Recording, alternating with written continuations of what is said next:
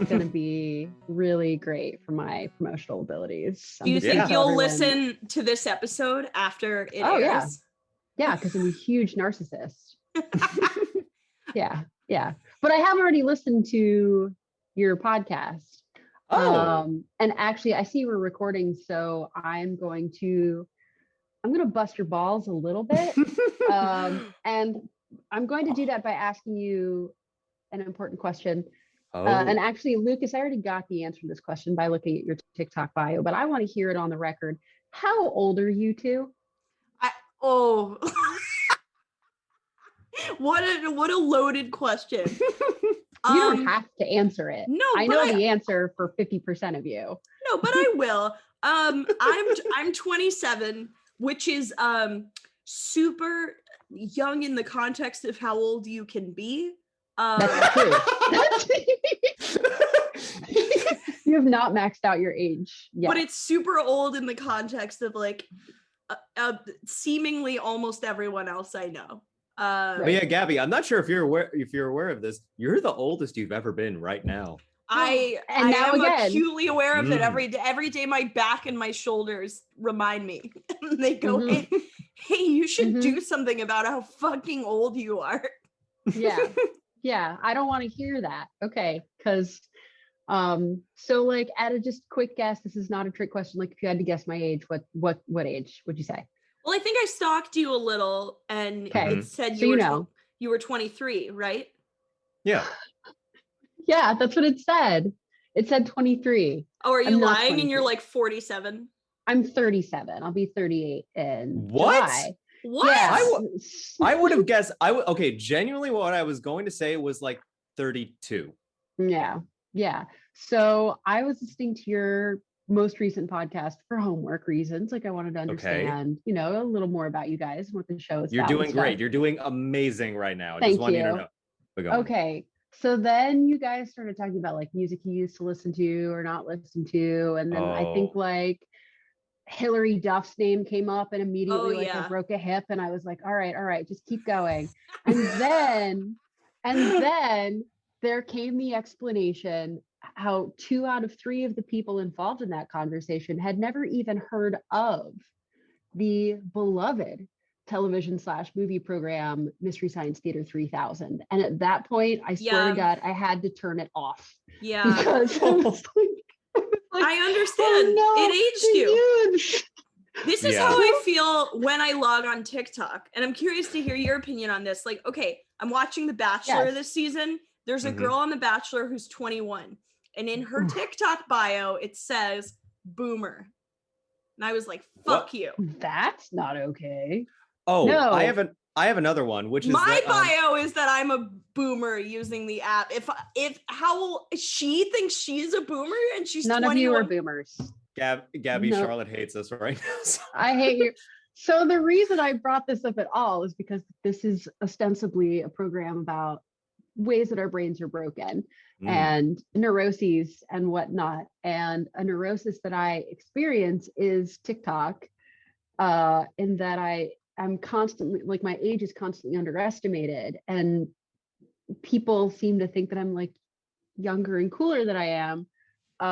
And the kids want to, I feel like that GIF, that's right, I said GIF, of Steve Buscemi, like from whatever. Oh, he's how do like, you do, fellow kids? Yeah. How do you do, fellow kids? Like I feel like that all the time. What it comes down to is that you have much better skin than Steve Buscemi. Well, I mean, let's just get that out of the gate. Like you have. Thank you. I mean, one day I will look like Steve Buscemi, and I'm excited for that day. You have many a year before then. But thank you. If I could just say one small thing where I felt like that I felt a lot older than a lot of people on TikTok was when people were like, if you use the crying laughing emoji, you are too old for me. And I was like, I saw that. I was like, what the fuck does that even mean? I was like, just using an emoji? That's the thing? That's a weird standard. Not even just like age, that's a weird standard. But it depends which crying laughing emoji, because I kind of get it about the one that's like tipped over diagonal. I'm like, that's a little... That one is sketchy. That one's a little That one's no good. I don't know how I feel about that. But the regular crying laughing emoji, that's just something you do to like someone texts you something and you're like, that's entertaining. I'm going to shorthand this. Yeah. And actually, I don't even really use that one so much as just the streaming crying. Got like when something's just really cute. Oh, like that's the one. But Lucas, how was it? Just do that again. Yeah. It's like crying. What? But I mean, you kids don't even know. Back in my day, we didn't even have emojis. We had emoticons. like that's on AIM, because I know of this. On AIM? No, not on AIM. God, no. You're about to walk off the pod and this is going to be a solo episode. On America Online, on CompuServe. On CompuServe, we had to use the emoticons. Yeah. Whoa, why is my dog? Oh, there's a cat with the audacity to be in our driveway right now. Hey, Annie, that's not going to work for me. Oh my. She's really, I'm sorry. Hang on. It's okay. She's no. Hey, Annie. Oh my God, get her ass. Get her ass. Do you see the cat outside? I see the cat. Yeah. Oh, this is probably like a movie. I see his motive. I see the blood boiling in his soul. She's got her mohawk is up. She's like, whoa. This is just like the Daniel Day-Lewis movie, There Will Be Blood. It's exactly like that. Okay, all right. Hey kiddo, stop. That's enough. You can just tell that the dog is a method actor that's off-putting to everyone else in the cast. Oh my God. It's the Jared Leto of dogs. It's the dog that spent all the other dogs like dog skin. It's like, oh. I have to like let this dog out back now so that she can go yell at this cat. This is like you've now seen the most aggressive my dog has ever been. She usually, like, a strange man could walk into my house and she would be like, please let me show you where the television is. She is not a helpful animal. So she can be outside chasing the cat in the wrong side of the house for like a hot minute and I'll have to go let her in. So, okay, cool. So we've established that I'm old.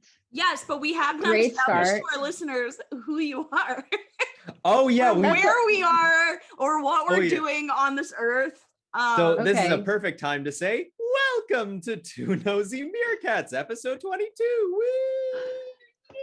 I feel like the intros are coming so much later that like in like a couple episodes. I hope we do it right before our final segment, just like right at the end. Well, that's what I was going to say. In the final episode, I feel like we're going to end the episodes by being like, welcome to Two Nosy Meerkats. It just happened. Goodbye. I mean, all we just did was a cold open, basically. Yeah. And that's exactly what all the movies do now. And they show like half the Marvel movies now, like just show the title at the end of the film, you know? Yeah. So I hope that at my funeral, an audio recording is played saying, welcome to Two Nosy Meerkats. Not just one nosy meerkat. Dead one. Not so nosy now. Yeah. Oh god. Nosy on the ground. One decomposing. One Two decomposing meerkat. Meerkats dead. And just the audio like loses quality, like just do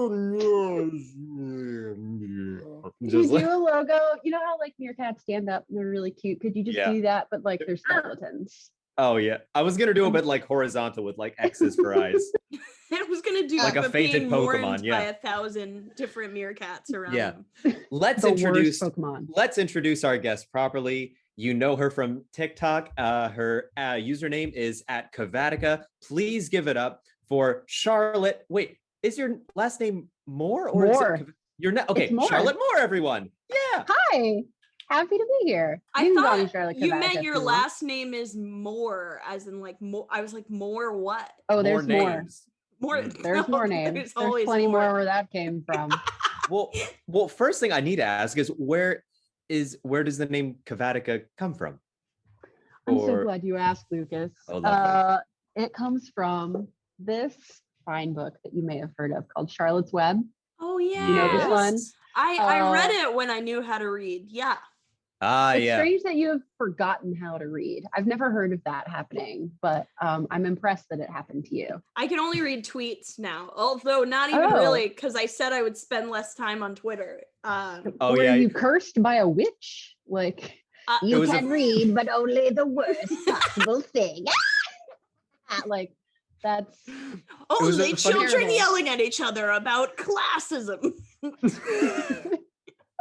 What can I just say? Like, Gabby messaged me and she was like, I want to spend less time on Twitter. I find it too toxic. And I was like, I find the same thing about TikTok. And that's why I try to spend more time on Twitter, because I find it less. Yeah, I messaged Lukas and I was like, I kind of want to spend more time on TikTok. And he was like, well, that's not going to work.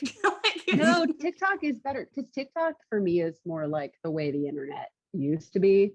It's there's still a high enough ratio of dog videos and kids on skateboards and people dancing and weird family hijinks. There's some like America's Funniest Home Videos energy in there. Like, sure. It's fine. And then Twitter is just like people yelling about who's the better comrade, and and 50-year-old white men in Oakleys liking mirror selfies of co-eds. Like, it's no, TikTok's more wholesome for sure. And I wanted to dive into that trend. I wanted to make a cooking video, but I don't know how to put the text on the video in a way that like it goes away after one clip. It's so cumbersome. It's so cumbersome to write in. I hate it. I didn't realize that everyone on TikTok was like Martin Scorsese or something. Like, you're all genius directors if you're on TikTok. You seen our videos? Lucas and I are the last two people on TikTok still making videos in our bathroom mirrors. Apparently that's passe now. That was canceled. It was canceled. It's not the thing anymore. Who canceled you? Chef John. Jared Leto. Jared Leto. Fuck that guy again. If there's anyone with the credence to cancel somebody else, it's definitely Jared Leto. That man's never been accused of a single bad thing. Pristine record that guy has. 100%. You should always be appealing to his sense of morality. And he just canceled mirror videos so that he could have them all to himself, I think, is what that guy did. Selfish bitch. But wait, Charlotte, so wait, what would you say is the trend now? If it's not bathroom videos, what would you say it is now? I'm very curious what info you've gathered. Complaining about the algorithm. Oh yeah. Complaining about how, and it's not that it's not a legitimate complaint. It's just a greater and greater proportion of my videos now are creators going, including me, than anybody seeing my videos anymore.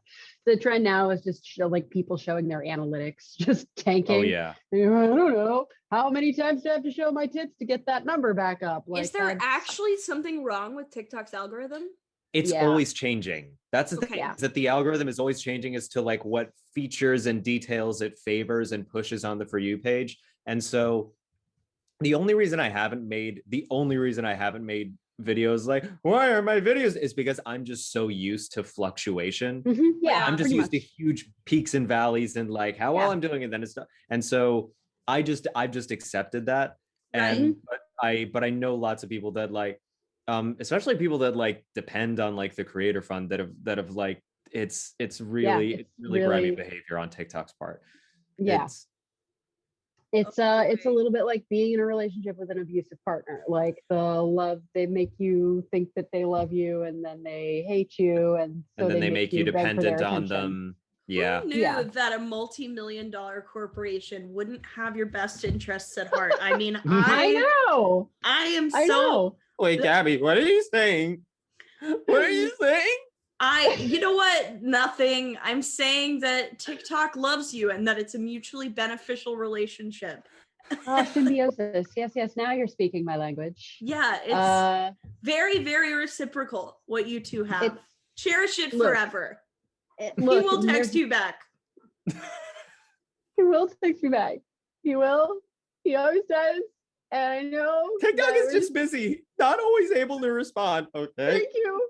Yeah, that's what's happening, you guys. I can tell from where I'm sitting.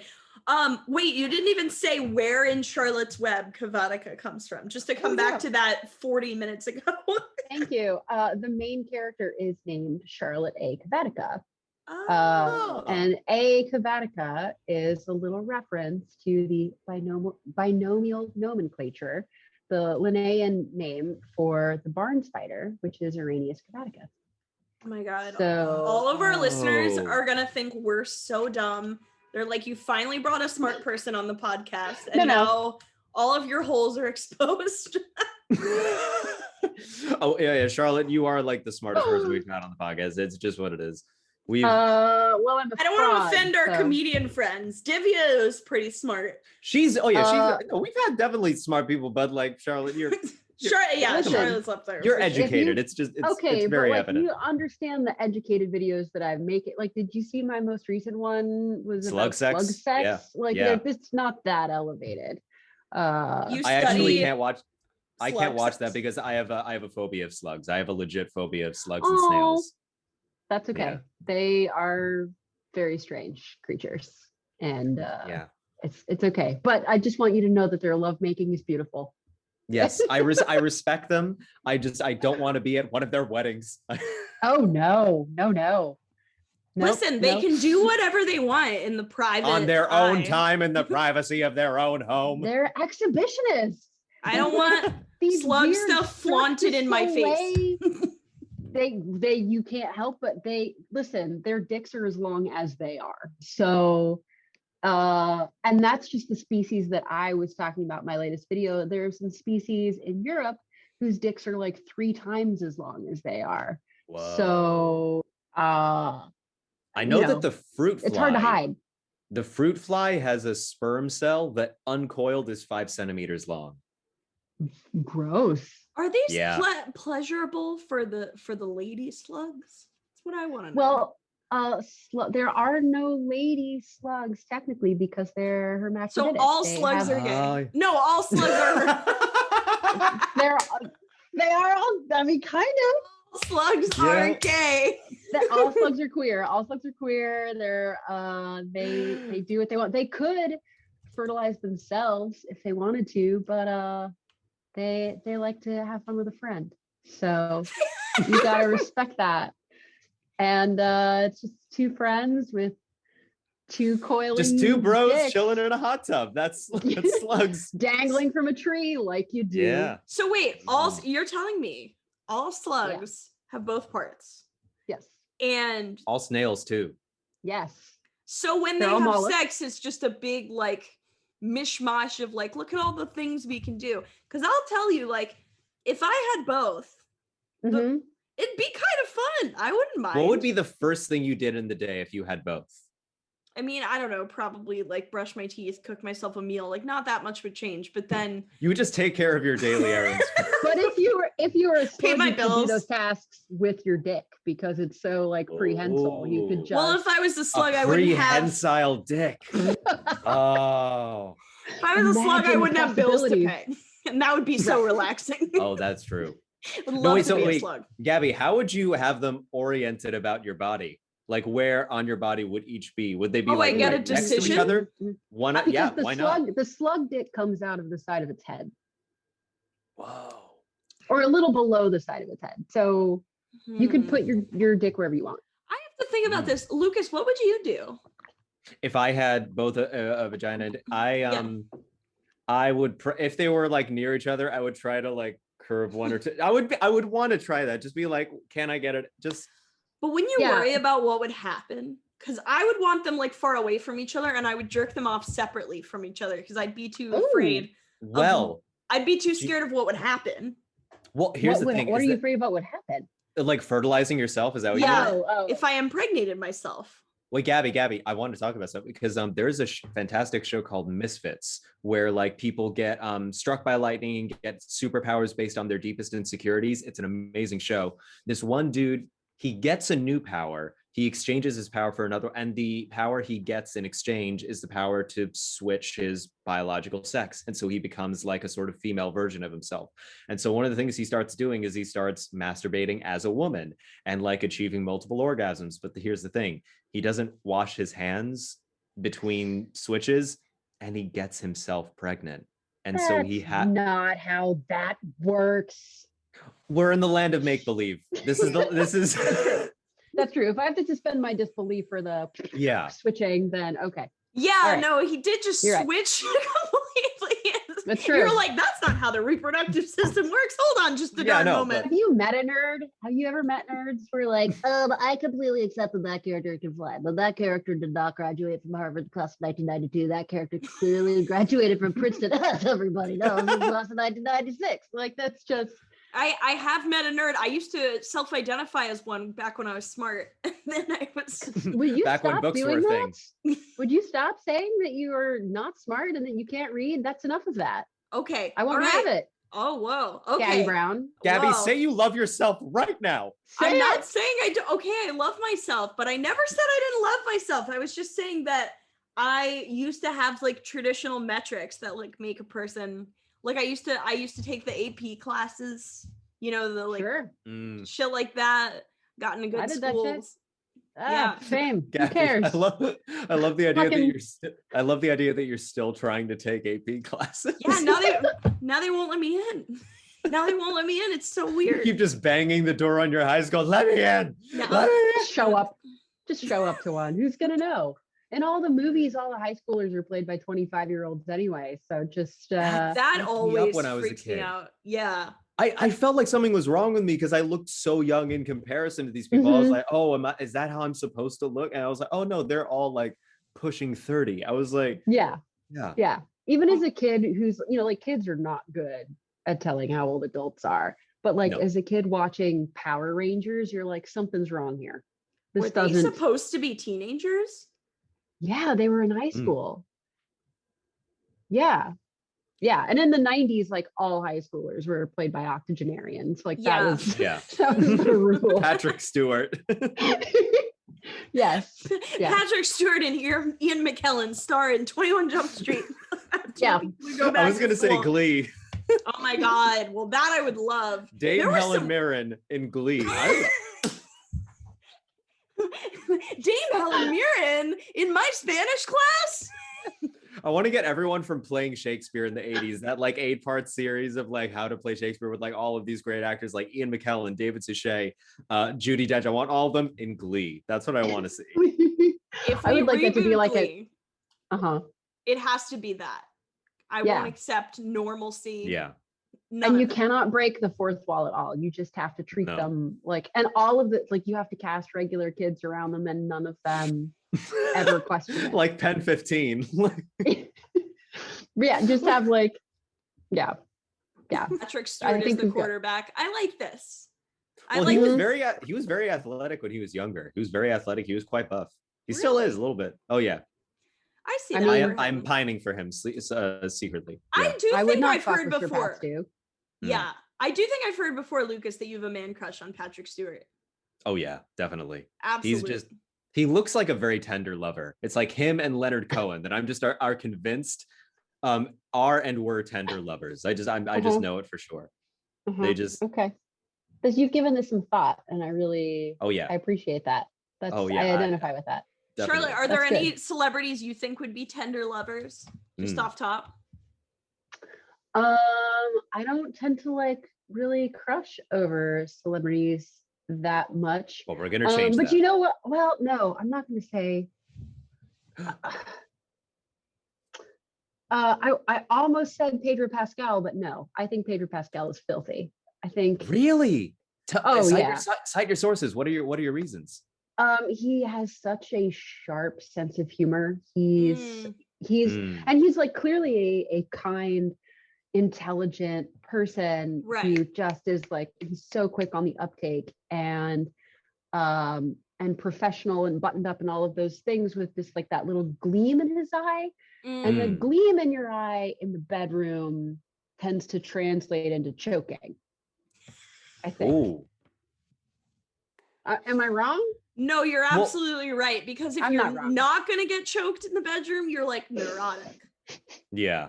There's the gleam in your eye in the bedroom, and then there's like the excuse me, like you know. Look, there are two positions: choking and being choked. Those are the two positions. You're either, and I think there are two wolves. There are two wolves inside us all. And they're choking each other. And this is going to be a weird sentence for me to say, but I think being choked is like really in vogue right now. I think that's true. Yeah. That's definitely true. I think I would say what's in vogue is getting stepped on.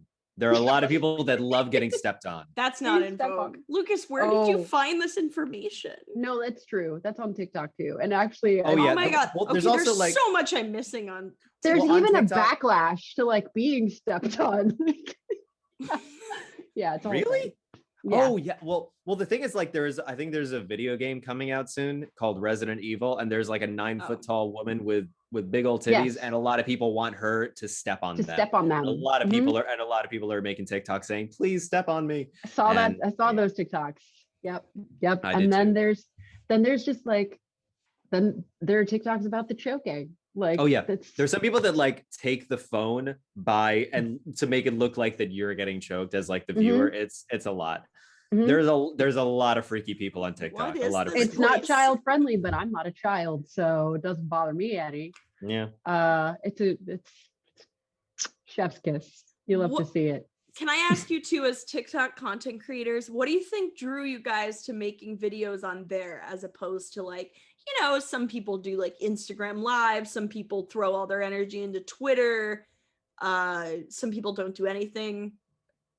The reason I got on TikTok was because a comedian, a friend of mine who I was at an open mic with back in February last year, he just suggested getting on TikTok because he was already on there at the time, and he was like, yeah, just make videos, a great way to get followers, you know, grow your following and stuff. And then the pandemic hit, and then I thought, oh, I want another creative outlet since stand-up is available to me, and that was the reason I started doing stuff. But Charlotte, I'm very curious, how and why did you start making videos? I mean, I started on Twitter in like 2007, and so I've been on there forever. I joined Twitter because my dad joined it at the time, and like I didn't want my dad to be cooler and edgier than I was. No, I didn't want him to be cooler than me. So, like, Twitter was still a pretty new thing then, so I was like, fuck, I gotta get on Twitter. And so I've been on there forever, and I still, even though I've gone like viral a bunch of times, I still don't have like quite 10,000 followers. And it has in the last couple of years, like it's sort of plateaued. My engagement there is plateaued. And then in the last few years, it has become a cesspool. It's just become a lot less of a pleasant place to be. And when the pandemic hit and TikTok started taking off, that dovetailed with me losing my job. I was like, I've been out of a job for a year now. And so like a lot of people, and especially a lot of people my age, I joined it fully intending to just scroll, just waste time and do something that wasn't doom scrolling on Twitter, but that was like a little bit more entertaining and, you know, see what the fucking kids are up to, whatever. I never had any intention of making videos at all. And I thought if I did make videos, they would probably just be like lip sync videos, because that's a thing that I'm kind of good at, and it's easy. It's like cheating. It's a cheat code for making videos.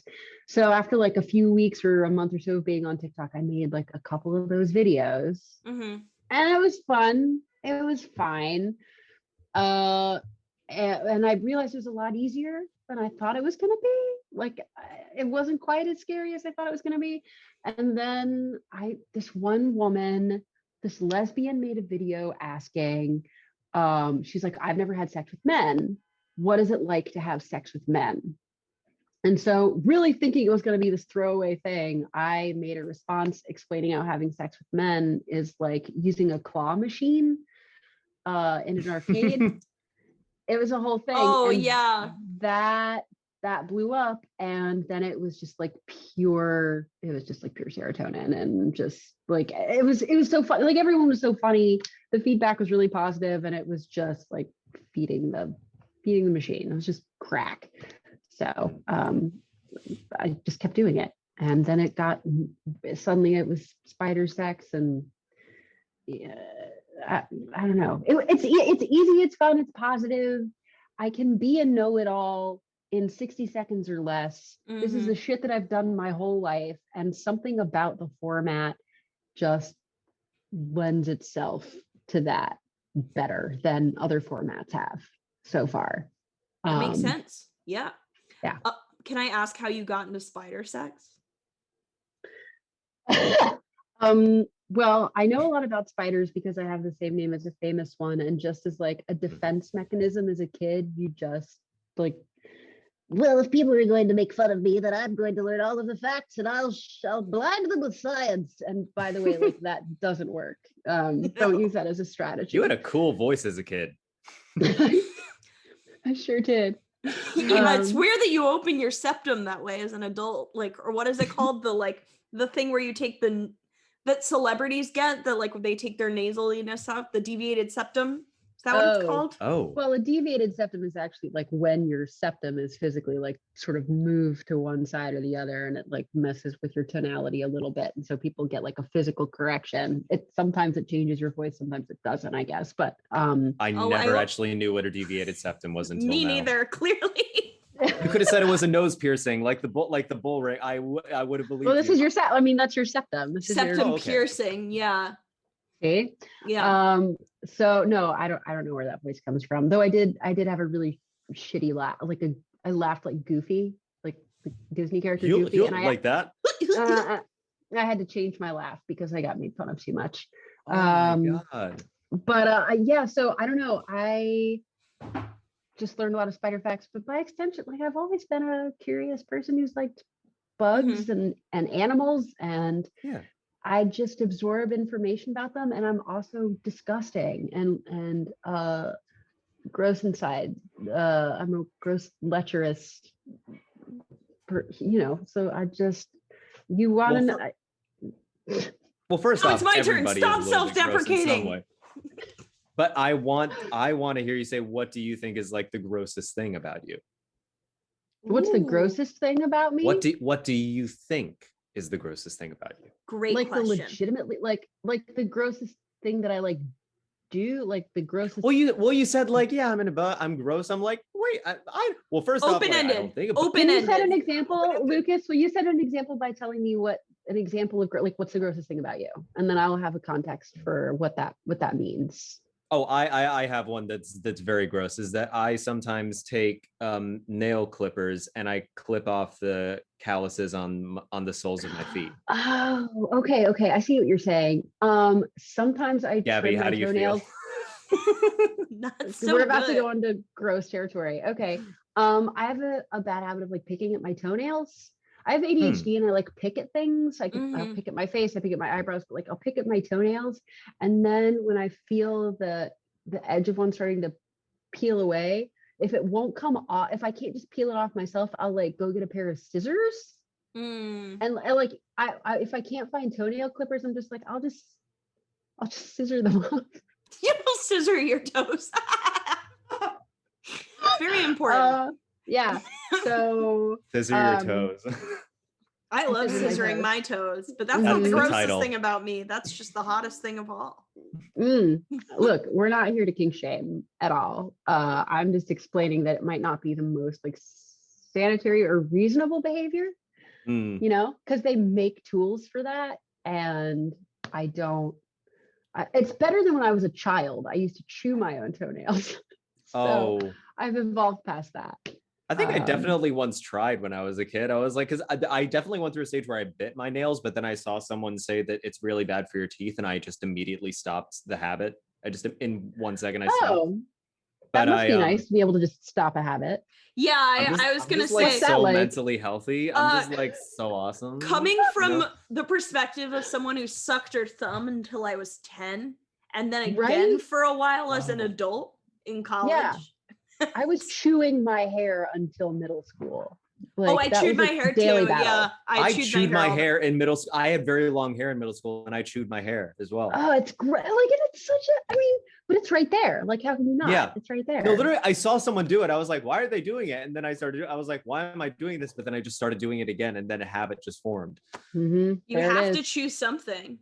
Yeah, you just have to. What am I gonna do? Raw dog it with my teeth? Just what raw if I just have air? nothing in my mouth? I need to be stuffed. Just I always have to have something in my mouth. What can I say? Don't care what it is. Don't care whose it is. Get it in there. Oh, POV. This one of those TikTok POV things. POV, Kavatica is ruined for you forever. Yeah. Thanks for coming. Wait, out, Gabby, what do you think is the grossest thing about you? I was hoping you guys wouldn't ask me this because there's so many answers that you can lie and we would. We have time. We have time. We do have time. I won't lie because there's just too much to say. Big one. I wonder what my girlfriend thinks. Let me go ask her. Okay. Oh, this will be enlightening. Okay. Yeah. Oh, another thing about Gabby is that in almost every episode she has to pee mid podcast. Oh, cool. So there is a small chance, we don't have to say it, but there is a small chance that this is just like a bit of subterfuge right now. Okay. All right. I respect that. Yeah. I'm about to burp. That's kind of please gross, do it. I guess. Please let it out. There's just a little one. Oh, just a small one. Oh, that was cute. Yeah. And I don't know that was the grossest thing about me either, by the way. That was a gross thing. Yeah, I didn't think it was that. It wasn't that. At the end of the day, you're still using a device which is meant to cut. It's just a bit unorthodox. Sometimes. That's the only thing. Yeah, sometimes we just peel those bad boys off. Yeah. Anyway, I have the answer. Sorry, the gross police are here to catch me. This came up on another episode, but because I have a phobia of cleaning my belly button, it's really dirty. And then she says, although I don't agree that much with this one, that like sometimes it's gross that I will like lay on things with my outside clothes on. That's not that gross. It's not that That's not bad. weird. That's not weird. I want you to give Gabby, I want you to give me a reason to end this podcast. That's what I want you to do. If I went upstairs and asked my fiance right now what the grossest thing is about me, I am confident that we would then have to call our wedding off. Like, I don't think that I don't think I could stand to see the truth of myself. Oh, I've accepted it about me because I've always been gross. I chew on all my pens, and I used to when I was a little kid. Sure. I used to chew on pencils to the point where they would almost disintegrate, and I did that. I would have to use like a new pencil. See, the thing is, that's still too normal because like people normal. chew. Yeah, I know fun thing, which is that the pen cap, the reason why it has a little hole at the end is so in case you If this is all normal, why did I get made fun of so much as a kid? Because I don't children are horrible. Because people are horrible. And they're hypocrites too. They all had something gross. Kids are dumb. Their brains haven't finished cooking yet. They haven't. When I was in 7th grade, I wore the same 3 shirts on rotation. This isn't gross, but this is just cute. One of them said, "No autographs, please." And I liked it so much that I washed it as little as I could. I wore that shirt until it was a complete schmata. And then I was a filthy child. I had like 2 friends. Like, that's not hyperbole. I think I had like 2 friends through all of middle school, and my hair was as longer than it is now, but I didn't take care of it. It had these like I didn't shower. So it had like these big rat's nests in it that my mom would try to untangle and like was nothing doing. Have you guys seen, I talked about this in another video like a couple months ago, but have you guys seen The Breakfast Club? Please say yes. Yes. Okay. Yes. So, come on, we're not that young. I don't know. There are a lot of reasons why there's so many movies I haven't seen. Well, that's a good point. Yeah. So, the scene where Ali Sheedy's like, she's done that drawing and then she's like doing the dandruff. I did that for real. And also I didn't know the Breakfast Club was a thing. So that it wasn't like ironic. It was just like my head was gross and I had no situational awareness and I was disgusting all the time. And I would draw in class. So I was failing that class. And then I would be gross and then kids would make fun of me and I would cry alone in the bathroom. So, I think like there are levels of grossness that kids go through that to hear that like a kid, I was oily on my butt once, or I don't know, like I was oily on my butt once. I don't know. I was oily. Yes, that's the gross thing about me. Very oily on the butt. Tend to be the oiliest butt person. My doctor says lots of people have it, 15 to 20%. I also had like oil butt. I also had a rude awakening, not of oily butt, but of oily hair. I remember one time when I was 4, because like it was, I don't know why, but showering just wasn't as big a concern for me when I was a kid. But I remember when I was 14, there was a day when I realized there was like an oily patch right in the center of my head. And I realized that, and I was like, aircraft with the reflection. It was, and I remember I went to a water fountain and tried to put water in my hair, trying to like diffuse it.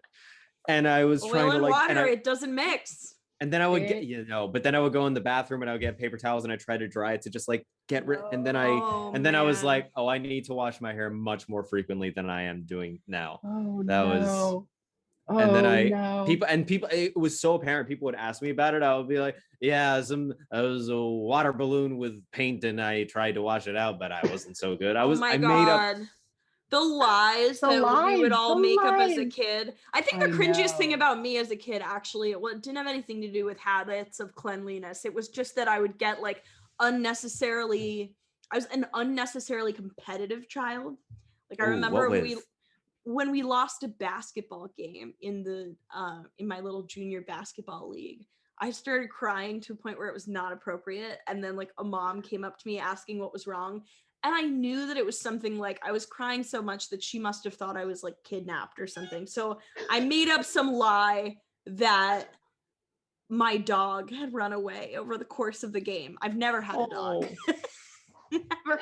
You should have said like, my dog was kidnapped. Like, little girl, should we make some posters? She was just like, I hope you find your dog. Like she knew. I was playing a basketball game. There was no dog. She was like, never been spotted with a dog. She was immediately regretting just even being involved in that conversation. Like, I would have honestly respected her more if she'd been like, fuck it, forgot I asked. Honestly, yeah, seriously. That's the most shameful bit is when like an adult or someone else like realizes that you're lying, but just sort of goes along with you just to not embarrass you. Just like, and sure, you see them doing it. And you're like, that's fuck. We're all committed to the bit now. Oof. There's got to be a German word for that moment. Oh yeah. Like, and then they'll like ask you a week later, like, hey, did you find your leg or something like? And you're just like, fuck you. You know I didn't find my dog. What are you doing here, Bill? What is your purpose? Would have been so crazy if I told my parents and they'd been like, well, fuck, now we have to get a dog. Like now we have to go along with the bit. Now we have to get a dog and kill it. Like, great. Like, have you guys watched The L Word? I have not watched The L Word. It's an insane show. It's like the first, network show that like features a lot of lesbians, but at the same time, it's like ridiculously written. And there's one episode where one of the main characters, she like writes a book that gets critically panned by someone. And the person who critically pans it is like also lesbian, so she can't even blame it on like homophobia or anything. So she like finds out all about this critic's girlfriend and like gets close to the girlfriend, hears about the girlfriend's dog, and then like offers to like babysit the dog for her. And then it's a really old dog, so she takes it to a vet, and then it gets put down. So she basically kills somebody's dog because they gave her a bad review. Oh my God. So I was like, that's what my parents would have to do. No, they would have to I don't know. Adopt. So dark. I don't know why, but that reminds me of this thing where like, before babysitters accept like a baby that they're babysitting, if it's in like a carrier, they have to wake the baby up to make sure that it's not dead, essentially, because sometimes like if it's like a peripheral family member, they'll try to put blame on the babysitter instead of themselves, and so they have to like wake it up to make sure the baby is okay before they accept it into their care. That apparently this is a common enough thing where they're trying to push blame of like a death or a bad health or sickness or something on a babysitter just to like save the blame from themselves. Whoa, I was a babysitter and I read a lot of Babysitter's Club and I don't remember that. It did not come up in the Babysitter's Club. No, I remember. Didn't come up in the Babysitter's Club. There was not a very special episode of that series, but maybe there should have been. There's a lot of things that maybe should have come up in the Babysitter's Club. Ketamine, you don't hear about. I'm sorry. I'm sorry, what is the Babysitters Club? Is this a natural club? Is this a I don't know actually what this is. Lucas, we're forgetting Charlotte. Lucas is a straight man, a heterosexual man. People keep asking him on TikTok if he's bi. No. If the men know about the Babysitters Club. They don't. I don't think that's true. Know. I don't. Excuse me. I'm going upstairs. I'm going upstairs right now. I'm gonna do an experiment. You guys know that I'm committed to science. Okay. Hang on. I'm so confused. I'm so interested to see what she's gonna bring back. Honey. Oh. Have you ever heard of the Babysitters Club? He says. Yeah. Whatever. Yeah. Any other thoughts? No. He says no. Okay. Thank you. You've solved a problem for us. And now I need my dog to come back with me. Come on, Annie. Leave him alone. Come on. And he's like, I heard of it. And he's like, I've heard of it as well. You could have just been playing like a VO tape there, like just pressing the monosyllabic. You could have right. Whatever. I'd love it to sound like Scooby-Doo, like, yeah. Yeah, I'm marrying Scooby-Doo. That's what's happening. I'm also getting some water while I'm up, but I can still talk to you, so it's fine. Cool. But what is the Babysitters Club? The Babysitters Club was a beloved book series that has recently been adapted into a Netflix series that I've not yet watched, but I should. About a group of precocious girls in middle school who decide to form a babysitting club. They use this as an opportunity to like work through their differences and make friends and learn responsibility. And like each one of the girls was, there's like a type represented, some archetypes. There was the sweet homeschool type girl with the single dad who had like a tragic, like her mom died tragically, and she like was really sweet and well-mannered, but over the course of the series she like learned to take her hair down a little bit. And then there was like the artsy Asian girl who was super cool, who everybody wanted to be, and there was the tomboy. They're all like the types. Gotcha. I would say arguably the Babysitters Club pioneered those types. They didn't. Yeah. It would have been so funny if it was just like, well, that is so classic. I mean, just artsy girl with the single dad working out her age. It's like, that's not necessarily a type before the Babysitters Club. I don't know. I don't know. I don't know that it was a type or not a type. I know that when I started reading those books, I immediately identified with Marianne. I was like, oh yeah, that's me. Like at the time, that was me. I'm clearly more of a Christy now. We'll talk about that another time. Gabby, I wanted to ask you, like you mentioned the L word. Have you ever met a straight dude who has seen the L word? Because I don't know. I don't think so. The people I know who have seen the L word are you and Chris Scher. At least I think Chris Scher. Yeah. Yeah. No, I don't think I've ever met a straight man who's watched the L word either. And okay, question 2. How would you have reacted if I was like, I've seen every episode. Yeah, I love the show. It's my favorite. I would be so happy. I would be like, that's funny. We can talk about it together. I think you should watch it, at least the pilot. I'll check it out. I haven't seen it either, and it's been around like forever. So, and you are homophobic because of it. Yes, that's why. That's correct. No, I'm just shitty about watching movies and TV. No, you're just homophobic just because. And you know what? Just accept it. It's okay. It's okay. Okay. Thanks, guys. I feel so validated. I'm gonna make. This is a notoriously anti-gay podcast. It's also. I think I'm in the wrong place. It's also a running gag that that like something we care about on this podcast is straight male representation, that I am just very underrepresented in media, and that's what we have to show and pride ourselves in on this podcast. We have a lot of straight pride here. We really exactly. Okay. Well, I'm incredibly straight myself, and I'm just really glad that somebody finally could speak for straight white women who, as you all know, just don't have much of a voice. Exactly. in the liberal media. The live, laugh, love posters only go so far. Until That's you right. can get real representation up in here. I can just support do the your rest local of straight white woman. What if I just do the rest of the podcast like this, guys? Hey, so it's me, Kellen. Helen. I'm getting Bachelor flashbacks. Don't do it. Okay. Oh, that was. I've never heard Kellen before. That was inspired. That was perfect. That was Kellen is spelled K-E-L-L-Y-N. It's spelled K-E-L-L-Y. And I actually did know a Kellen who was nothing like that.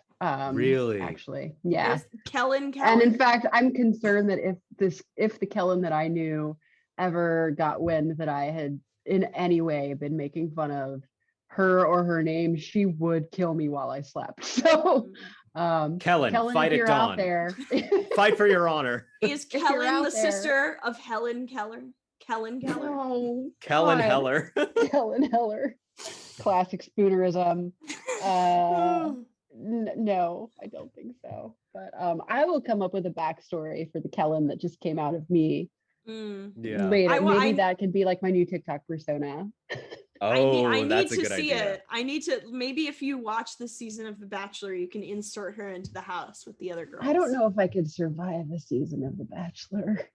I've never watched The Bachelor. I don't know. The Bachelorette I find to be much better than The Bachelor. And I say that because I hate watching, not to be this person on Twitter or whatever, but I just be that person. I hate watching the women like go at each other's throats. Yeah. Yeah. I like watching the men like go at each other's throats. Because that's empowering.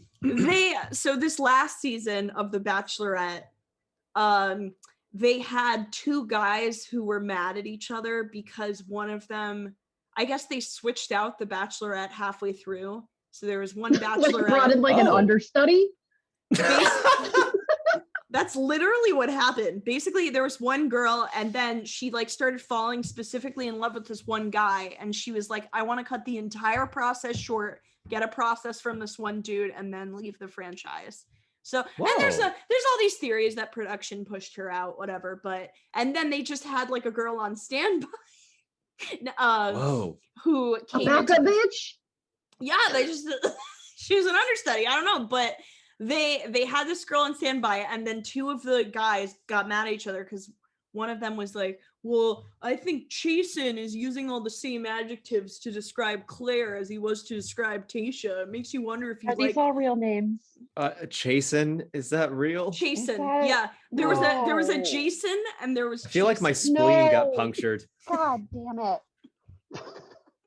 Wait, Gabby, I wanted to ask, like, what is the general like difference in vibe between like the women fighting each other over a Bachelor versus men fighting each other over Bachelorette? What's the difference in like? The men are a little more like passive aggressive, and the women are more actively aggressive. At least on the seasons I've seen, because I'm very new to Bachelor Nation. But God, this is so cursed.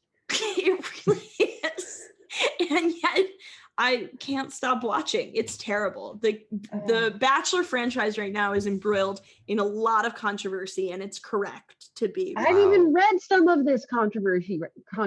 Like there's some racial controversy, right? With one of the hosts. The host stepped down. About it. The host. Wait, what? Why the host? He stepped down? The host stepped down, yeah, because he did an interview. Basically, the girl who's rumored to. So this is the host of The Bachelorette. There's the host of The Bachelor and The Bachelorette are the same person. His name's Chris Harrison. He did an interview about like a front runner for The Bachelor's heart, who it's significant because this Bachelor is the first Black Bachelor ever, and this girl's a white girl from Georgia, and she had some photos that were taken of her in like 2018 at like a plantation themed party, which it was a plantation themed sorority party, as I recall reading. So a sorority party. Yeah. Yeah. So a regular sorority. Yeah, and apparently that was like very in vogue that year. Like, Well, that's what Chris Harrison said. I disagree because I was alive in 2018 and I never went to a plantation themed sorority party, nor did I care to. In 2018, I had an office job. I remember seeing like a video of like, it was like a welcome video for a sorority, and it was just like all like blonde women of the same height with exactly the same facial features and like in the identical dresses, and it looked like something out of Midsummer, but just like a little bit more polished. And it was just like, welcome. It was like, I remember this. It was the one that was like, we're so glad you're finally here. Yeah, that's oh my it. God, yes. Just, oh my God. And it was like just a slew of Stepford wives right out of Central Casting. Like, yeah. It's in no small part, it was that kind of vibe that really made me afraid of Greek life when I was in college for both frats and sororities. It creeped me out. The whole thing is it's all just assembly line toxicity. And I went to a small liberal arts college where we didn't even have Greek life at all. Oh, what college was that? Catawba College, and little college in a little town in North Carolina. And I quietly got my English degree and said thank you very much, and had nothing to do with whatever the fuck a rush week is. I don't even fucking know. I don't know what any of that shit is. We didn't do that. We didn't have that. That's good because you weren't missing out. I didn't have that in my college. I went to college in the city. But yeah, to answer your question, Lucas, Chris Harrison went on the air and he went on an interview with the person hosting the interview was the first Black Bachelorette from a few seasons ago. Okay. And she started interviewing Chris Harrison about everything that had happened. And he was like, we all need to approach this situation with he put his little compassion, a little grace. He folded like a stack of cards. And then she was like, so that was surely that was at a plantation party. And Chris Harrison was like, well, I don't know, maybe it wasn't considered woke now, but in 2018 that's perfectly fine. I thought you were gonna say like, in 2018 it was very woke to have a party at a plantation. No, he pulled this like they didn't know any better. Lots of other sororities were doing the same thing. You can probably hear my dog's squeaky toy now. She's just super helpful. Plus. The moment I sit down to try to record something, that is when she wants to really participate. Love it. I genuinely love it. As she should. I'm happy for her to be here. Hey, Annie, can you come here, friend? It's her house. You're just living in it. Can we here? Not that anyone's gonna see this, but like, if please. she really wants, they might. So that's hi. Little. Can we? Do you want to like show the people your cool thing? Because I'm not gonna play with that with you right now. So if you're watching on YouTube. Yes. If you're not watching on it's gonna go to YouTube. If you're not watching on YouTube, you should, because this is a cute ass dog. Okay, well here, I'll give you something for with like an adorable just a Christmassy chew toy. So this is from her bark box, and it's actually a Valentine's Day like sriracha. Let's spice it up. Oh, that's sriracha. Oh, I love it. Yeah, on the back it's got a list of nutrition facts. Like it's a whole my God. It's a whole thing. Yeah. So all right, friend, you're good. Can you go to bed? Come on, go to bed. Go to bed. My heart is too frail. Keep going. Oh, she's gonna go try and hang out in the bedroom, which she can't do because the door is closed right now. Charlotte, you need to know I live alone, and like the pandemic has made me want a dog so badly. Get a dog. Why don't you have a dog?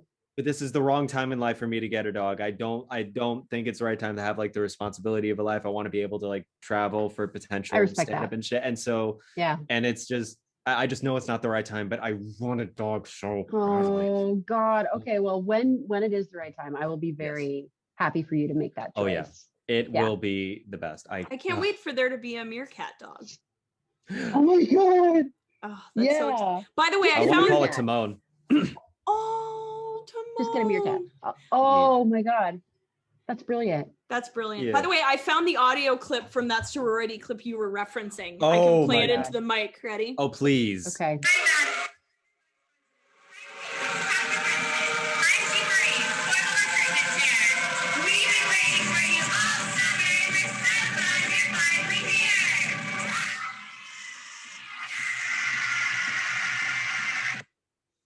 All right, here's where I am on this. That sounds like it's from a horror film. That sounds like it's from a horror film. So I'm starting to realize that they dubbed it with horror music. I can't find the uninterrupted. Also, for some reason on YouTube, I haven't visited my YouTube channel in like 40 years. I am subscribed to Florida Georgia Line. Don't know why. Never listened to Florida Georgia Line. Oh. Yeah, the band or the person. But I'm not like a fan of this person. Like, I'm not a fan. I'm pretty neutral, but I don't know why it's the only person I'm subscribed. I like the idea that you get drunk and subscribe to random accounts on YouTube. I was going to say, you must have gotten drunk. I must have gotten drunk. Surely. Maybe it was when that Meant to Be banger came out with BB Rexha and Florida Georgia Line. That's the only Florida Georgia Line song I know. That sounds like a very specific reason that's stuck in your memory. I mean, maybe I got drunk. Button. Maybe I got drunk in 2018 and hit the wrong button. And you're like, I love this so much. Show you love. Subscribe. I'm gonna like and subscribe. I love the idea that you're going to wake up in like a year and you're going to see that your Discover Weekly on Spotify is just all Florida Georgia Line. And you're like, how did this happen? And you'll be like, and they'll be like, this is all you listen to, dude. Just since 2018. Come on. Yeah. Where have you been? You know this. I mean, I know sororities are like, I don't want you guys to get letters, and I don't want to get letters from anyone who's like, why are you pitting women against women? Why are you anti-sorority? They have a lot of benefits. And I'm not dunking on women for being young, blonde, and in a sorority. I'm dunking on women. I'm dunking on I'm dunking on the concept, like the modern concept of the sorority and the way that it encourages this like homogeneity of personalities where like, you have to, the pageantry of being a type and like following a path of like, oh, you go to the sorority and you participate in these activities with this kind of person, and that will give you this kind of life with this kind of person from this kind of fraternity. And it's like this very like you, and then it's the same thing as checking the box. You go to college and then you graduate and then you get married and you have babies and you get a retirement and then you die. And it's this very like, that line is fine for some people to follow. And if they pick that for themselves, great. But you can't make those decisions when you're 18 years old. You're a moron. You don't have any life experience or context yet to know whether that's the right thing. You only know whether that was right in hindsight. And by then, it's definitely like, yeah. That's definitely part of just like a larger narrative of what like you're supposed to do and like American life, like popular, like, you play football in high school or you do cheerleading and then you go to college for frats, sorority, house in the suburb, all that. So it's just like all that shit. It's very 50s picket fence. It gives me a bad taste in my mouth. And that's why I didn't choose it. A lot of people still will. And if that's like the aesthetic that a particular young woman wants to go for, that's fine. I hope that ends up serving that individual well later. But it is disconcerting to see that much of it in one place. That's I think that's all like anybody's responding to when they see like, look, we must observe that this is the same body type and the same voice in the same place, and that doesn't seem natural. Like, absolutely. I do know there are all kinds of there are sororities for the worst people in the world, and then there are sororities for like people who are like wouldn't join a typical sorority but want to pay for a school social life. I don't know. I think it's case by case, but for the most part, I agree. I think it's crazy cult like. When you want to be progressive, but you still want to lose a lot of money. Yeah. Well, Lukas, let's see if any of our listeners are in sororities this week. Yes. Charlotte, this is a segment for which you can give advice, you can tell everyone to fuck off. Anything on that spectrum is fine. I love giving advice. Oh God, help me. I love giving advice. Oh yeah. Okay, so you're perfect for this. Somebody said, hi, you two, love the podcast. Thank you. I have a friend who has a hand fetish, but a foot phobia. What are your thoughts on this? Whoa. I am awake. Hand fetish, foot phobia. And then they just say, what are your thoughts? Yeah. Like, that's the question. What are your thoughts? Yeah, it's not always advice. Sometimes we ask for like people's fears instead of like situational things to give advice on. Gosh. I for one, don't think feet and hands are that similar. So I get it. I think the only reason feet and hands are linked together is because, to use 10th grade English vernacular, they're foils of each other. You know, the foot is the foil to the hand. But interesting. It doesn't mean they're actually that similar. So I understand. Their internal anatomy is somewhat similar, but obviously they serve very different functions. Yeah. I can't grab a titty with my foot. It would be a lot more confusing if you were a different primate, because they got the foot thumbs, and that would put a wrench in the works. But but I think it's very easy. You just keep things above a certain level in the body, and you're happy and sexual and away with the fairies. I just want to know how a foot phobia manifests in this context. Is this a phobia of other people's feet? Is this a phobia of feet in general? Like, do you scream every time you have to put on your own shoes? Or I definitely know of people that just like I'm not sure if it's necessarily a phobia, but they really don't like feet. They don't want to see anyone's feet. They handle their own, but they don't like to handle your feet. I don't want to hear about your feet. Handle it. Handle your feet. Your feet are out of control. Keep them under control. Yeah. You know, when like misogynists are like, control your woman. It's like, control your feet. Control your feet. I don't see that. I feel like there's people overuse the word phobia when they mean distaste. Yeah. I can understand feet like squicking you out.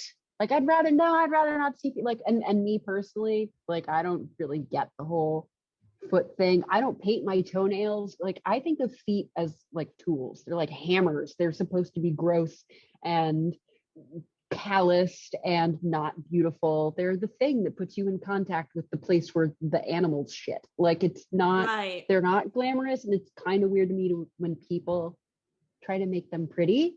And I've never like yearned for someone to like suck on my toes or like, honey, let me like try and jerk you off with my feet, like, or whatever. I don't know what that is. I don't know how that works. The logistics of that wouldn't even.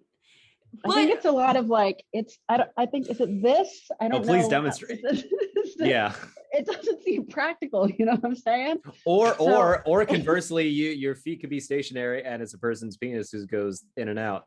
Right in here. And out of the feet. Put her there. Shiver. I also find out whether you've got good arches or not, you know? Like, oh my God, flat feet. Your husband's like, fuck you, flat feet. Ugh. What if someone has like a kink specifically for flat feet? They just want someone just maximize surface area. Just Rule 34. That's like oh my God. Rule 34 is terrifying. Rule 34. So I mean, a foot fetish, like, that's fucking fetish 101. Like, that's super fucking vanilla. Somebody has a foot not fetish. To mention they said they have a hand fetish but a foot phobia. In the same way you say you think the word phobia is overused, I actually think the word fetish is overused. Like, for example, last week we had someone say they had like a fat kink, but we read the post and it was like, I think this person you're just attracted to bigger people. Just attracted. Yeah, that's fine. It's an attraction. Yeah, it's an attraction. Which is fine. It's fine to have a prep. Yeah.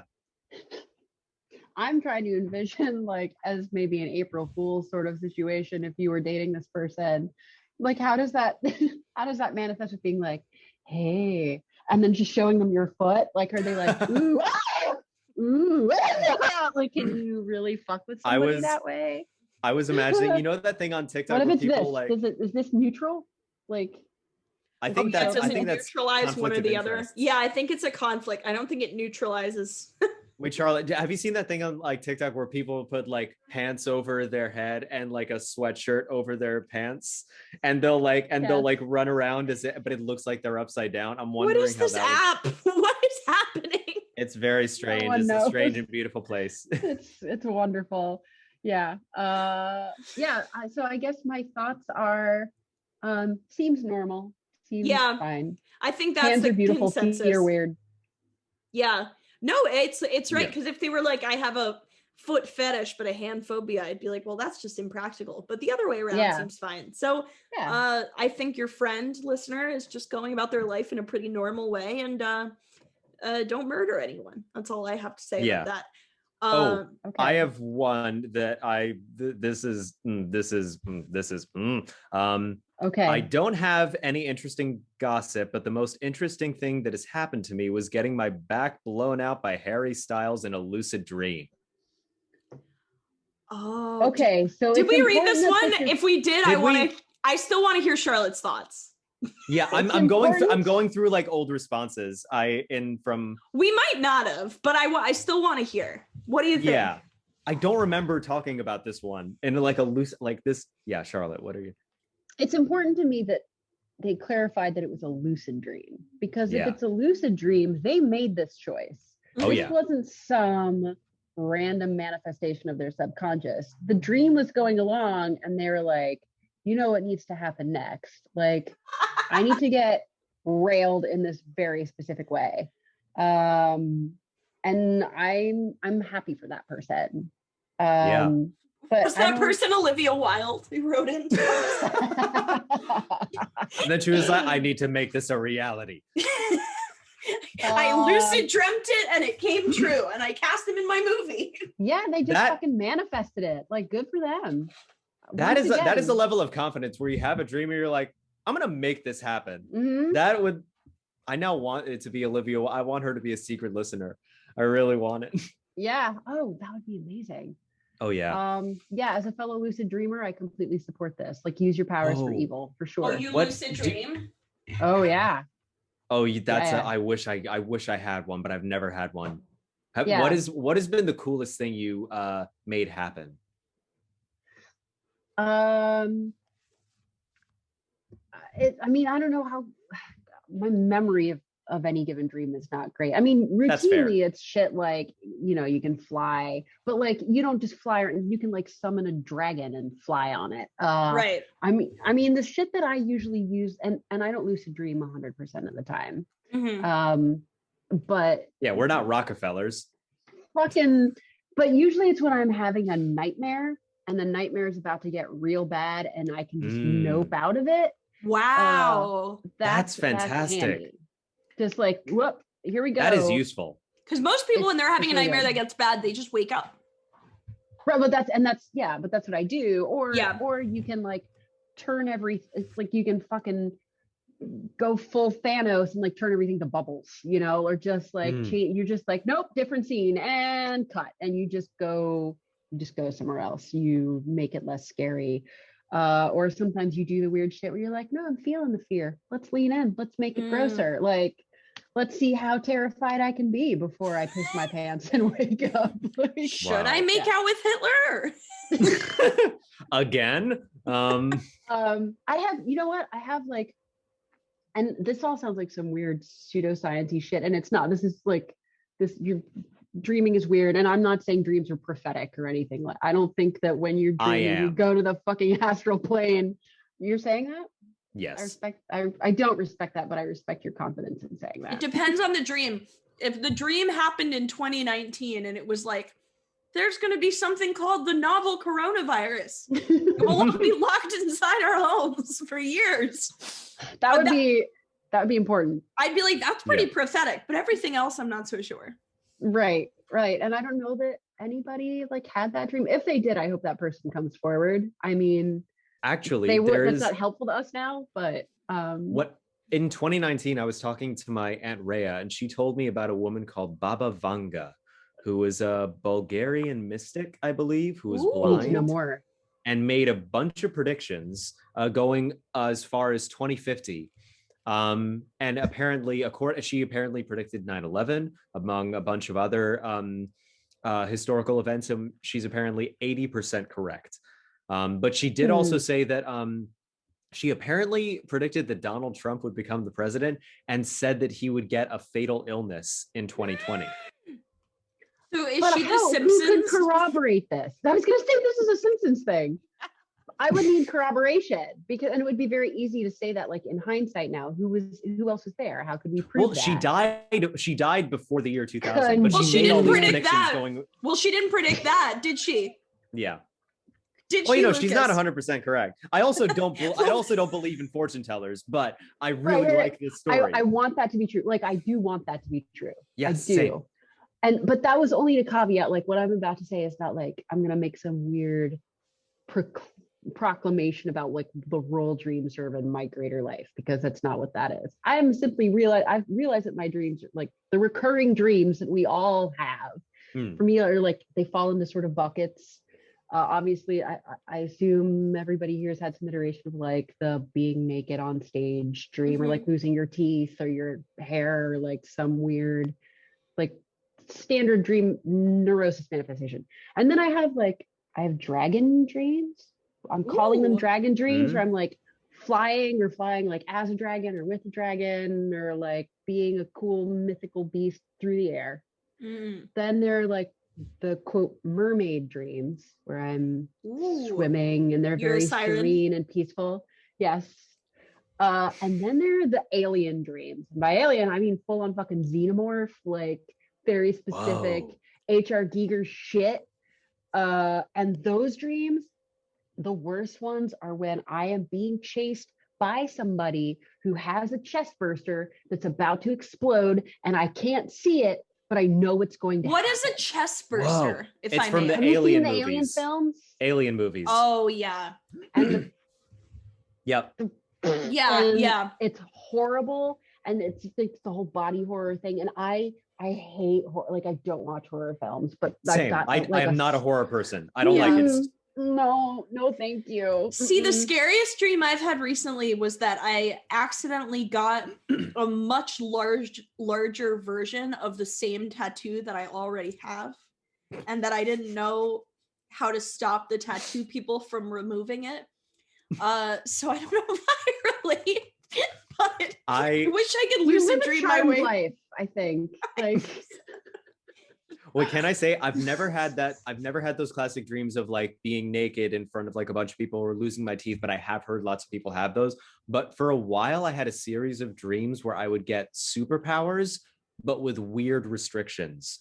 Like I had two dreams that I remember. One was that I had the ability to fly, but I could only go 3 feet above the ground. Oh yeah, you were saying this. Oh my god, that's and that so funny. I could go as fast as possible. I could be zipping around, and people will be like, "Why don't you fly higher around like skyscrapers and shit?" And I'll be like, "I can't. I can only fly 3 feet above the ground." And that was it. Do it while you're watching.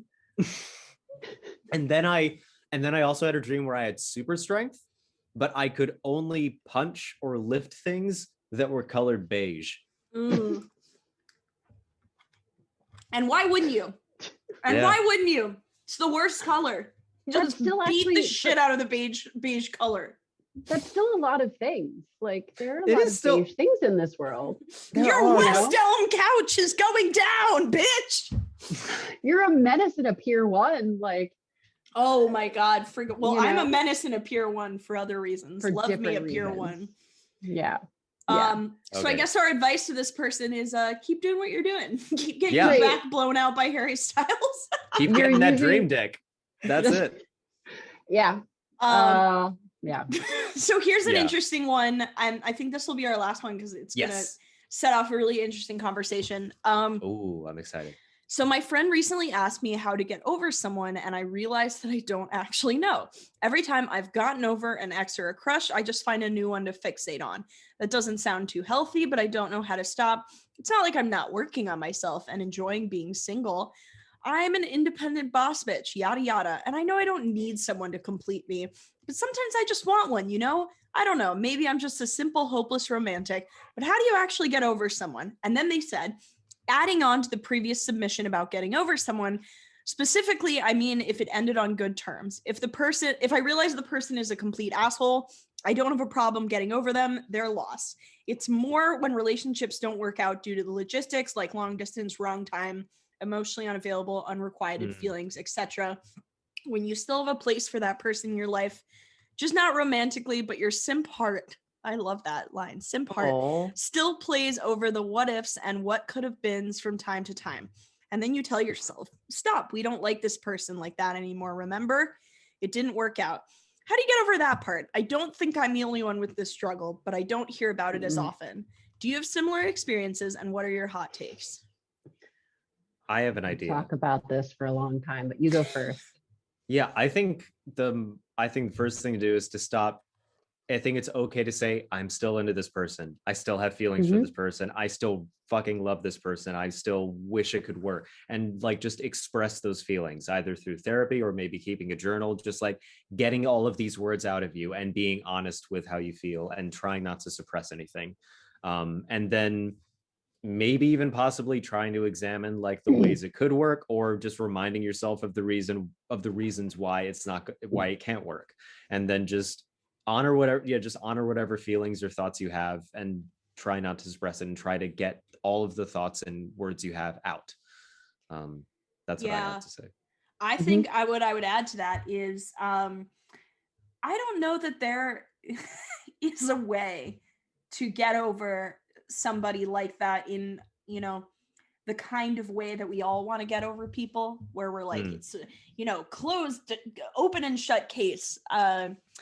I would say one thing that you can do is just keep talking to friends. Obviously we can't like see people necessarily right now that often in person. So like FaceTime and calling people, just like, even if you don't feel like it, just talking to friends and family. And you know, it's fair enough to be like, a person should be alone with themselves, and I agree, but at the same time, friends make you feel better and distract you, and that's always nice, because you don't need to overthink your shit all the time. You know, we all if they're the kinds of friends who are real friends who will be honest with you, they will keep you honest and reminding you of like why that relationship ended and the decisions that you made, and try to help steer you away from falling back into bad habits. There's so many variables here. I don't know how old this person is. I don't know like what their justifications are for their relationships ending. I don't know what the scenario is right now that had them thinking about this. God, I have so many thoughts. I am a reformed serial monogamist. I mean, I dated almost constantly from... Well, you have a fiance, so I don't know how reformed you really are. Well, and that's an interesting case for me, because that fiance is a person who I broke up with. Oh, wow. And then stayed apart from for like a year. And it was an amiable breakup. We weren't happy about it, but we had reasons, and I had reasons. And it was one of those things where like he wasn't ready to be in a relationship. It was no hard feelings, but like he wasn't ready. And after I broke up with him, my family loved him, all my friends loved him, everybody in this fucking city loves him. And I was asked often over the course of the next year, like, would you ever get back with that person? And I always said no, not because I'm not fond of him, but because I felt like I didn't want him to think that I was settling, you know, like I'd failed in other relationships. And so I was just falling back to like the familiar. And so I was legitimately surprised when I found myself going back that direction. And that happened for a lot of complicated reasons. But the reason I set up that I'm a serial monogamist is that at least I was through my late 20s, is that I'm still friends with a lot of those people.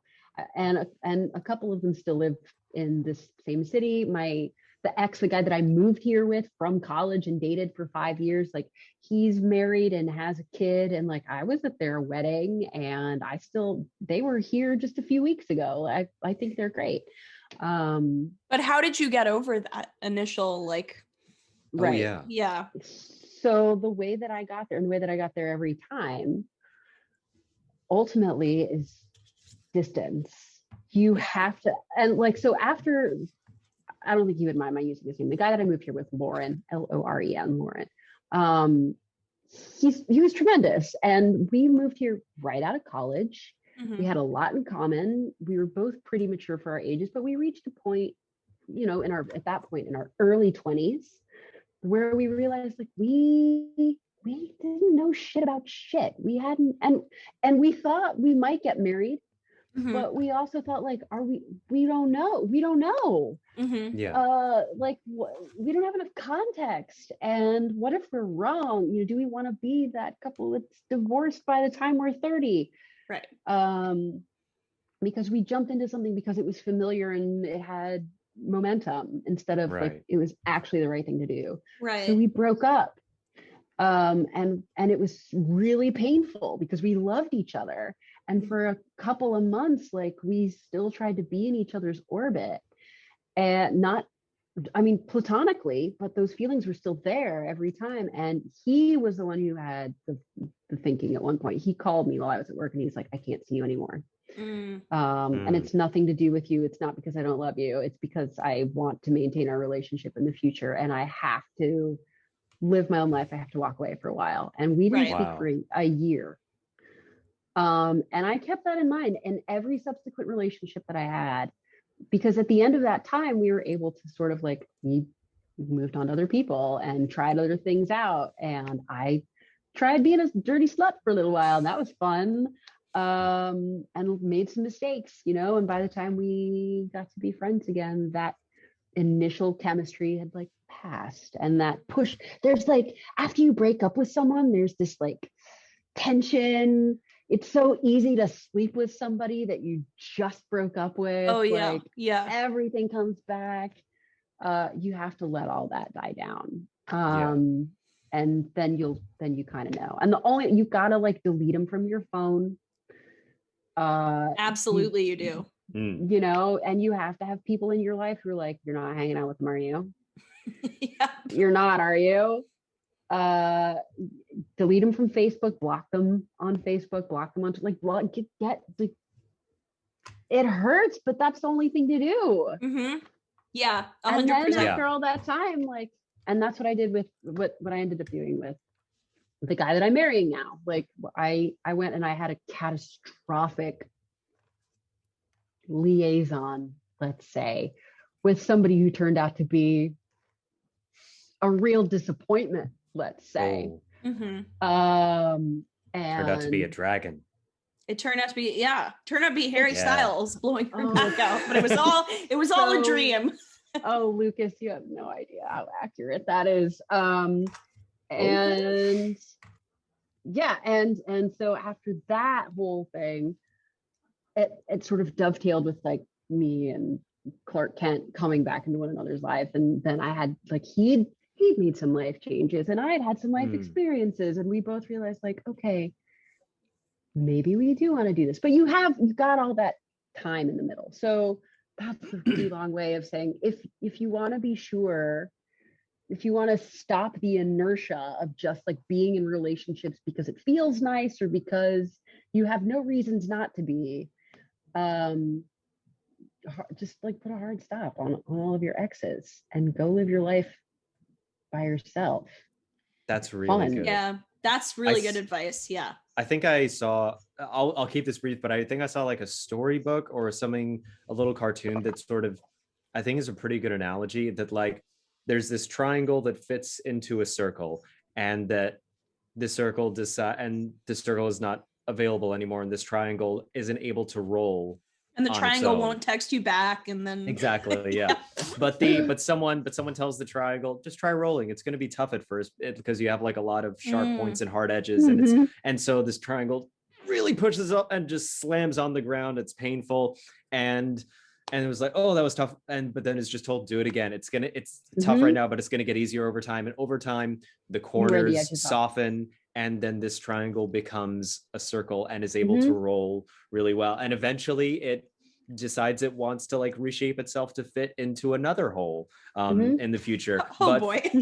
Oh get yeah, into all those holes. And then there's many other holes. Fill every hole. That's our advice. Just use protection. Nice. Stuff just your holes. Feeling of having holes filled, you know. Just fill those holes. Fill them up. Use lube. So anyway, our collective advice here is fill your holes. Fill your holes. Yeah. Fill your holes. Yeah, I think the other thing is too, is like, part of it is just purely chemical. It's just like you get a release from starting that new relationship. You know, that's exciting. And like, even if you're not that emotionally invested in starting, like, because this person who wrote in was saying like, I don't need to be in relationships. I'm independent, but they're still doing it. Well, I would also say that it is nice to be in a relation. Like, I think there's a lot of societal misconceptions about how we all have to be single for a while until we really find ourselves. And it just completely ignores the reality that, like, if it's the right person, if it's not someone who's enabling you in a negative way, if it's the right person, you can grow together. Like, you can grow with someone. Like, I think that people misunderstand. They're like, you should be single, be free for a while. And honestly, that is something people have said to me when they've been like trying to hook up with me and like tear me away from another relationship. Been like, oh, but shouldn't you just try and like live your life and let loose for a while? I'm like, no, I think I am just like not hooking up with you. But yeah, thank you. Thank you for the advice. Gabby, look a little looser. Yeah, come in this cab. Yeah. I will also say one other thing that came up in this post that we didn't address yet is like unrequited feelings, like which I think is slightly different than you know, long distance or like logistics of a relationship not working out. I think as I've gotten older, I've come to realize that like you can have an unrequited crush on someone, but I don't think there is a such thing as unrequited love. I think correct. Love has to be mutual by design. It absolutely I agree with that. Has to be mutual. Also, I don't mean to like get too technical, but I do believe that love is a verb and it's not just a feeling. It's something that you do. It's something that is expressed mutually. And and that if someone hurts you, that is not someone who loves well. That they might have the feeling that's positive, but the way they express it is harmful. And that's why I believe that love can only be as good as the lover. And that if it hurts you, then it's not a good love. I also think there's a coincidental reason why, like, for example, you know, people have more, I feel like for me personally, I had more unrequited crushes in like middle school and high school than in adult life. And it's because when you're like trapped in a box for 8 hours a day and you just have to like see the same person over and over again, it's like, I'm sure I would have gotten over a lot of my high school crushes if they weren't like in homeroom with me, like right next to me, you know. That's a thing. No, that actually is a thing. That there's a term for it, a sociological term for it, and I can't think of what it is right now. But I mean, you only have access to so many people. Yeah, I know you do, and you draw from the pool that you're given. And like I dated a coworker for 3 years, like not because he wasn't worthy, like I don't know, like if I hadn't met him in that context, would I have dated him? If I hadn't met him as I was ending this other relationship, would I have dated him? I don't know. He's a lovely person and we're hugely different individuals. And would I date him now? Like if he's out there, honey, I love you, but no, I wouldn't, because like I now have the experience and the distance to know that there were reasons why that relationship fell apart. He was a listener up until now. He is turning. He is unsubscribing. He's gone. We've got another one lost, like on the Meerkats pipeline. It's okay. Sorry, they're dropping like flies. You got to stop dating our listeners. God, I'm such a slut. I don't like the concept of the phrase "your other half," because you shouldn't be looking for your other half. One person plus another person is two people. That person should not be the person who completes you. You need to be complete by yourself. And I think that is why I am one of those people who tends to advocate if things work out that way. And I do have friends who have married their high school crushes and their college crushes, and they've been together for 25, 30 years. They've got kids. They're still very happy. That is still a relative rarity. I have more friends who at my age have been married and divorced, sometimes twice, because they checked all of the boxes, or they went with inertia, or even like what they did what Lauren and I stopped ourselves from doing, which is like, they checked, like, we loved each other. There was nothing wrong with that relationship. It was healthy. We had good communication. There was no reason why we couldn't have just gone ahead and sealed the deal. But I can tell you that if we had done that at 22 years old, we wouldn't be together now because of the way that we ended up changing over time. That's just a thing that happens. Yeah. So at least in your early 20s, if you find yourself in a position where like your relationship is ended, that's a really good moment for you to start to make peace with the idea that you, like, this will sound morbid, I feel like we all need to behave as though we're going to die alone. And that we need to live our lives so that if we do die alone, we don't look back on our lives feeling like we squandered it. And that if somebody comes along in the meantime who makes us want to live in parallel with them and have that experience, or multiple people who want to like be part of that, that's great, but that's a bonus. That's not the thing that should be your motivation in your life. That is you really are your good. own complete person. And sometimes the only way to do that is just to get comfortable with silence and get comfortable with living alone. Being alone, it's scary at first, and then it's rad, and then it's lonely, and then it's awesome, and then it sucks. But so is being in relationships. They both have pros and cons. One's not better than the other. They're just different. So I guess my advice to anyone, whether you're single or not, is like, don't be constantly chasing the other thing. Like, learn to live with the situation that you're in. And if it's not viable, change it and don't beat yourself up about it too much. Yeah. Well, the other thing I think that this listener is kind of getting at is like, sometimes you can't control a crush, you know? No. And that's, and it's not a conscious life decision. And that's kind of what I think Lukas was saying, which is just that like, you take space away from it and you acknowledge like, I do have feelings for this person, but it's just not going to happen for me right now. And then you know what, just go read a book. They go away. Something. It also pastry. It also reminds me of when a friend of mine, very close friend of mine, who they got out of a relationship that they were in for 2 years, and I had met their girlfriend. I really liked her, but it just didn't work out. And we met up for lunch. This is 2019, I think. And they were saying, you know, just how much they miss her and just really just want, and they just don't see how they couldn't see the light at the end of the tunnel. And all I could say was, I know you're feeling like shit right now, but you're behaving the way everyone I know who's healthy responds after a breakup. And in that way, that makes me feel very happy knowing you're responding the way a normal human does. And like a normal human, you're going to get past this at some point. Right. Yeah. Because you're in exactly the right place you should be mentally.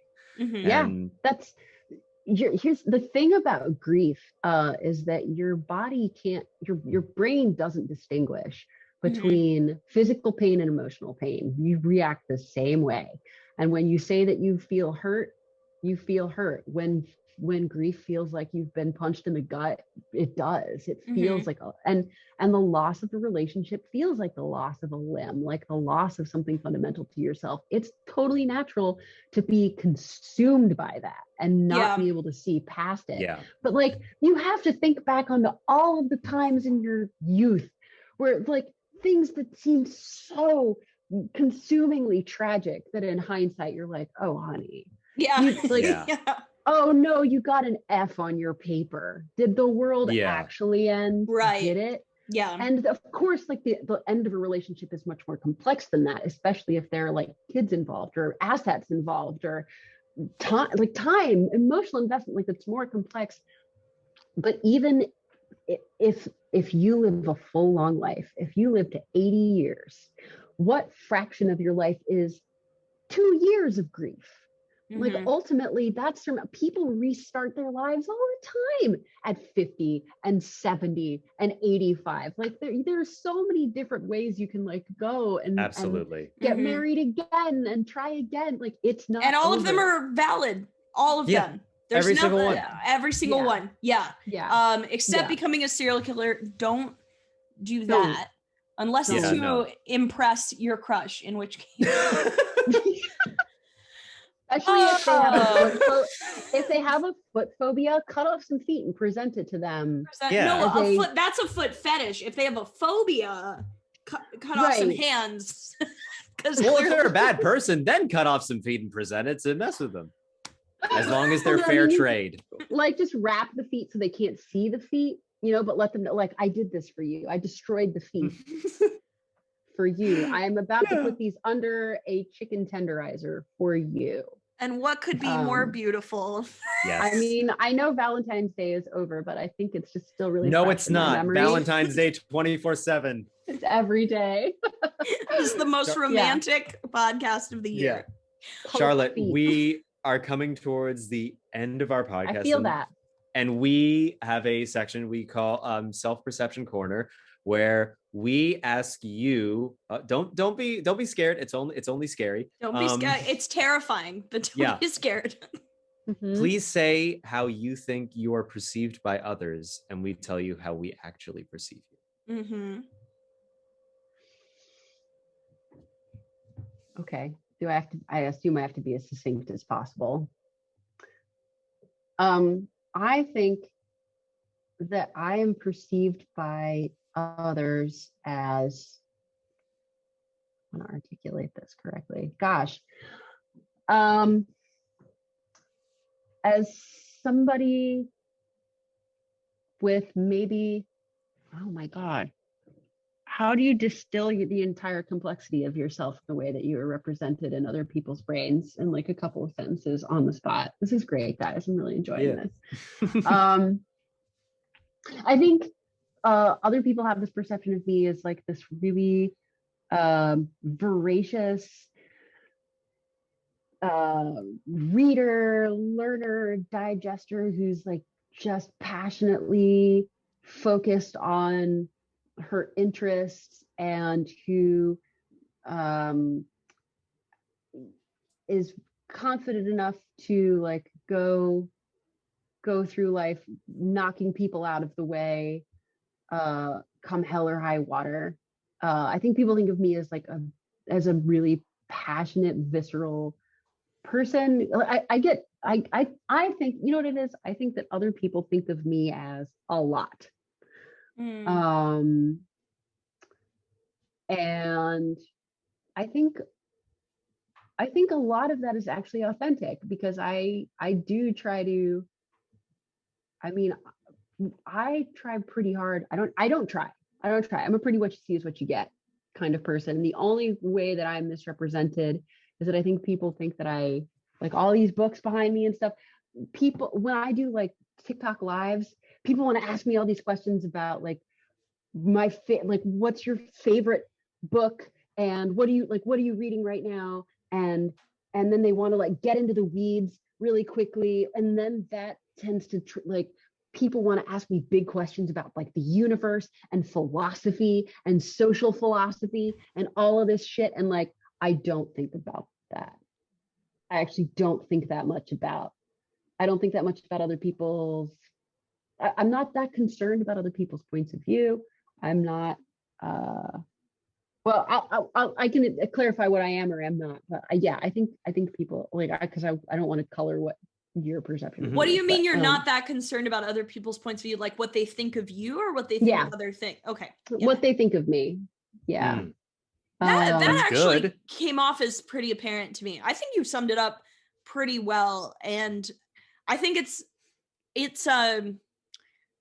interesting though, because the one thing where I don't agree with your self-perception of yourself is like, I don't perceive you as being simply involved in your interests and that's it. I see you as being like heavily involved in your network of people and like definitely I was gonna say something very similar. Caring person about the relationships that you have. I don't think you're some like rarefied science nerd, you know. I think that I think you are of this universe. Oh, that's so nice. That's really nice.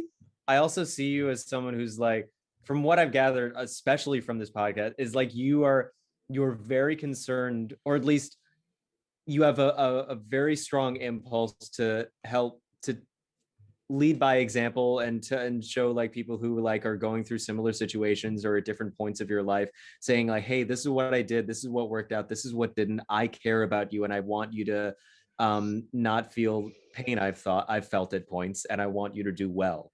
And yes, that is how I feel. It's an extraordinarily kind way and to it go is nice life. when people actually lead by example, because for example, on The Bachelor, there is this girl MJ who is like a bully, and she gets confronted for being a bully, and she goes, I'm feeling attacked. I'm not a bully. I just lead by example. And it doesn't mean anything when she says it, but when I hear Lukas say it about you, I'm like, oh, that's actually what that's supposed to mean. Yeah. Like, it's like you're an example of like someone sweet and someone clearly loving to other people. Yeah. I really hope that that's true. I hope that that's true. I mean, we are the arbiters of all things, so I think that's why I came on this podcast. Yeah. I came here to be judged, and I feel that I've been judged rightly. Thanks, Gabby. And one other thing that is up to our judgment is we need you, please, to plug and promote any social media, any sort of thing you want to tell people about, anything you want to plug at all. Anything I want to plug or have plugged. What do I want to have plugged? Butts. Any holes the listeners can plug for you, or no, because I am an unemployed copywriter living an incredibly dull life with no, like, this right here is one of the things that I would be excited to tell people about. And at this point, if they've stuck with it they know. They know. No, I mean, if people want to check out my TikTok, I'm Kavatica on TikTok. I'm Kavatica on Patreon and Instagram. I'm Kavaticat on Twitter, CAVATICAT. Nice. There's somebody else who has Kavatica, and he's been Kavatica forever, and I wouldn't try to take that from him, but I want to. Boo. On Twitter. That's my brand now. Mm-hmm. But otherwise, I'm not working on anything. I'm not doing anything. I live a really boring. You live a wonderful life. You live a wonderful life. You don't get to say it's anything other. Well, I'm so thank you for having I've said this to like other people having other podcasts and stuff. Like, it's really nice to be included, and like, guys, thank you for asking me. I mean, I was just shooting the shit basically, but this was so much fun. Wonderful. It was really helpful, a blast. So much fun. It was extraordinary. It really was. Thank you guys so much for listening. When can I look for it? When it'll be up Monday. Monday, yes. Oh, quick. Okay. Yeah. And cool. I'll tag you when it's up. Okay. And so listeners and viewers, thank you very much. Please like and subscribe. And thank you very much again, and we will see you next time. Bye, everyone. That's it.